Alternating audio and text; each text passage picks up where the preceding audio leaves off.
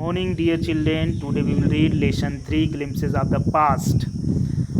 From Honeydew of class 8, Ram Mohan Rao 1772 to 1833. Ram Mohan Rao, a learned man from Bengal.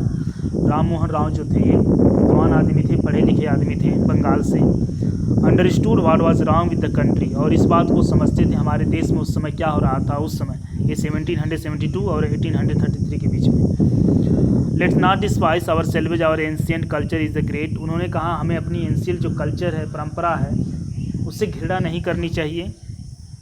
And we are capable of greater achievement, हमारी इतनी शक्ति है कि हम कुछ भी प्राप्त कर सकते हैं, ग्रेट अचीवमेंट कर सकते हैं. We must first reform our society, उन्होंने कहा कि हमें अपनी सोसाइटी का सुधार करना चाहिए. सुपरस्टिशन हैव रूनिंग अस, जो अंधविश्वास है हमारे देश में है, वो चीज़ें हमको नष्ट कर रही हैं. उसके बाद he told his wife Huma, उन्होंने अपनी पत्नी को बताया. Cows are of different colours but colours of their milk is the same, उन्होंने कहा कि जो काउज हैं उनका डिफरेंट कलर होता है लेकिन उनके जो मिल्क होता है वो सेम होता है. इस प्रकार different teacher have different opinion, जो धर्म गुरु यहाँ हैं उनके अलग अलग ओपिनियन हैं लेकिन उनका जो सार है एक ही है. He was attracted science and modern knowledge, वह साइंस द्वारा और जो मॉडर्न नॉलेज है उससे द्वारा अट्रैक्टेड थे.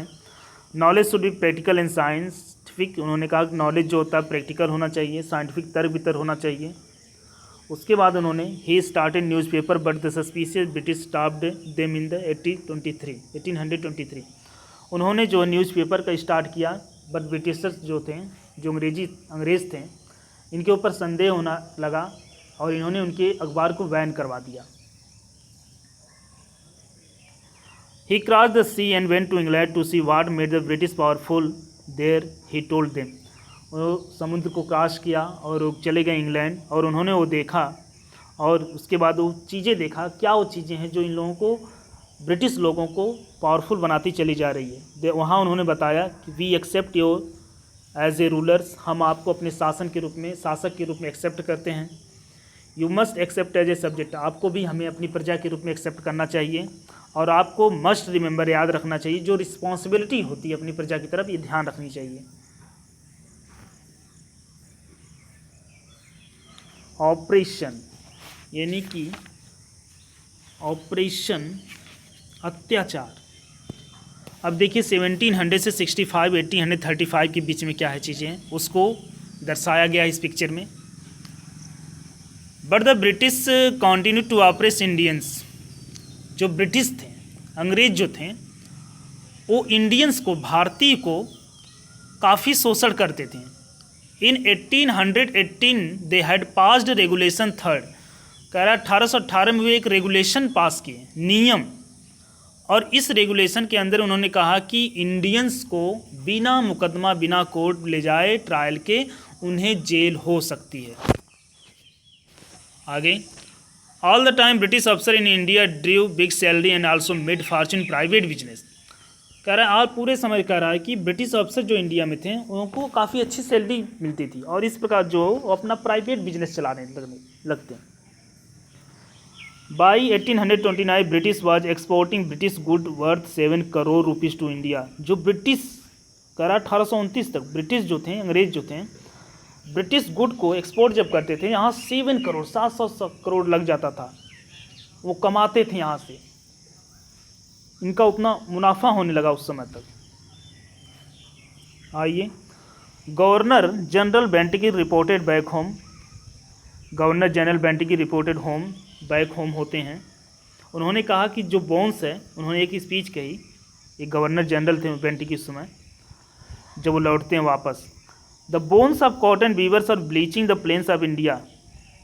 ठीक है, अब यहाँ कहने का मतलब, इस लाइन का मतलब यही है कि जो हमारी फैक्ट्रियाँ, जो अंग्रेज़ों की फैक्ट्रियाँ हैं, यहाँ लगने से वजह से जो इंडियंस आर्टिसियन हैं, ये इनको पैरालाइज बनाती चली जाएगी, क्रीपल करती चली जाएगी. यानी कि मतलब उनको लाभ को सब कुछ छीनती चली जा रही है अपने प्रोडक्ट के द्वारा. ठीक है.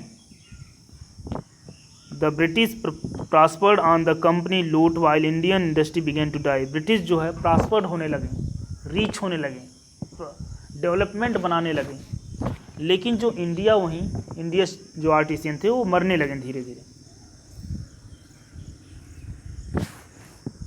डिससेटिस्फैक्शन असंतुष्टि की भावना 1835 to 56। Education in India was in Persian and Sanskrit. जो एजुकेशन थी इंडिया में वो पारसी और संस्कृत में थी।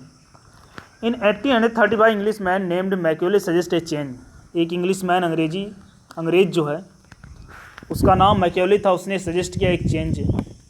We should teach the native through the English language. हमें यहाँ के लोगों को इंग्लिश सिखाना चाहिए। आई एग्री, किसी ने काम में सहमत हूँ। English education produce a colour to home the British gave the prentice job under them. जब इंग्लिश सीखने लगे तो इंग्लिश जो थे, अंग्रेज जो थे, अपने अंदर इन्हें कलर रखने लगे और इनको कलर रखे काफ़ी ज़्यादा वो मुनाफा कमाने लगे। अब जो इंसिडेंट है ये also produce a new generation of intellectual. जब ये इंग्लिश के युग आया उस समय तो जो होता है एक नया चेंज आ गया लोगों में। We must educate our brothers. हमें अपने ब्रदर्स को एजुकेट करना चाहिए। Try to improve their material condition. हमें उनकी कंडीशन को सुधारनी चाहिए, अन्यथा वो लोग ब्रिटिश का साथ देने लगेंगे। For what we must convey our grievances to British parliament. हमें अपने दुखों को, अपने कठिनाइयों को ब्रिटिश पार्लियामेंट के समक्ष रखना चाहिए। By 1856 British had conquered the whole India. 1856 तक ब्रिटिश ने पूरे इंडिया को जीत लिया। स्टेट देखिए British link. They care little about the needs of Indian. वो जो है इंडियंस की आवश्यकताओं को बहुत कम ध्यान देते थे। Our king have become puppets, we have lost our old job. हमारे जो राजा थे उनके हाथों की गुड़िया हो चुके थे, यानी वो जो कहते हैं वही वो करते हैं, और हम लोगों ने अपनी ओल्ड जॉब को खो दिया। एंड लैंड्स, हमारे अपनी भूमि को भी, they are converting our brothers. वे हमारे लोगों को कन्वर्ट कर रहे हैं। इंडियंस को ही कह रहा है कि वो हमारे लोगों को बदल रहे हैं। You only talk, do something to drive them out. तुम केवल बात करते हो, उन्हें कुछ, आप केवल बात करते हैं। कोई इंडियन कह रहा है कि उन्हें कुछ करना चाहिए यहाँ से भगाने के लिए। तो video stopped. Thank you, have a nice day.